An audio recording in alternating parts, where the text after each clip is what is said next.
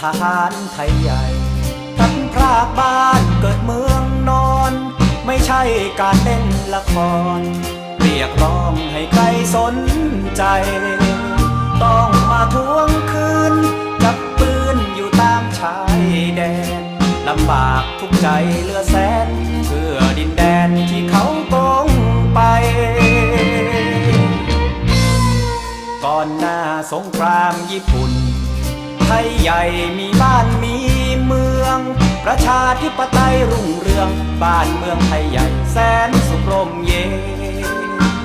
สิ้นศึกสงครามผู้นำรัชชานของคนไทยใหญ่ร่วมลงสัญญากันไว้ที่ปางลมยังจะไม่ลืมตราบชั่วลูกหลานก็ต้องการแผ่นดินไทยใหญ่ประชานั้นคือเมืองไทยบอกโลกไปให้รู้ทั่วกันเสียงปืนคำรามผสานเสียงใจโอ้แม่หญิงไตขวัญใจทหารไทยใหญ่คอยก่อนนวลน้องเสียงปืนยังคงได้ยินที่ไม่อาจถึงทอดทิ้งหน้าที่นี้ไปหาน้องนาพี่ขอสัญญาหากว่าฝันเป็นจริงเมื่อใดจะกลับไปเช็ดน้ำตาวันนี้ฝากฟ้าดูแลน้องนา